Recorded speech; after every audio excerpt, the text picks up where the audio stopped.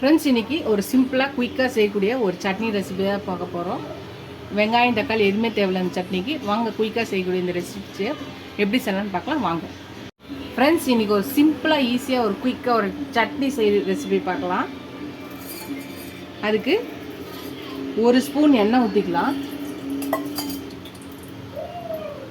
இதில் வெங்காயம் தக்காளி எதுவுமே தேவையில்லை. ஒரு 6 பல்லு பூண்டு போட்டுக்கலாம். ஒரு 6 காஞ்ச மிளகாய் போட்டுக்கலாம். இப்போ ஒரு 2 கை உடச்ச கடலை போட்டுக்கலாம். இதை நல்லா லைட்டாக வறுத்துக்கலாம். இந்த சட்டிக்கு தேவையான அளவான உப்பு போட்டுக்கலாம். அப்புறம் ஒரு சின்ன துண்டு புளி போட்டு சும்மா லைட்டாக இப்படி பண்ணிவிட்டு இதை எடுத்து ஆற வச்சுக்கலாம். ஆற வச்சுட்டு மிக்ஸி ஜாரில் போட்டுக்கலாம். ஆறிட்டு இதை மிக்ஸி ஜாரில் போட்டு இதை அரைச்சி எடுத்துகிட்டு வந்துடலாம்.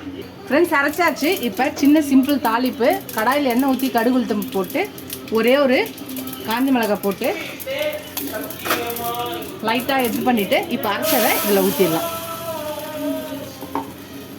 கொஞ்சோண்டு தண்ணியை கலக்கி இதில் ஊற்றிடலாம். லைட்டாக சூடு ஏறினா போதும், கொதிக்க வேண்டிய அவசியம் கிடையாது. அவ்வளோதான், இதை இறக்கிடலாம். அடுப்பு ஆஃப் பண்ணிடலாம்.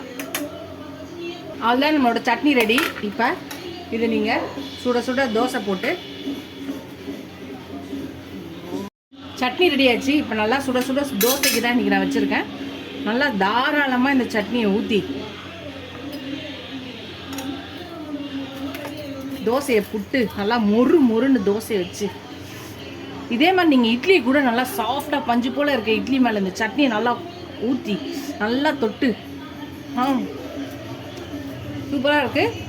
எப்போயும் ஒரே மாதிரி சட்னி அரைக்காமல் இந்த மாதிரி டிஃப்ரெண்ட்டாக சிம்பிளாக ஒரு சட்னி அரைங்க. ட்ரை பண்ணி பார்த்து எப்படி இருக்குன்னு சொல்லுங்கள். இதோட அடுத்த வீடியோவில் பார்க்கலாம். Bye friends.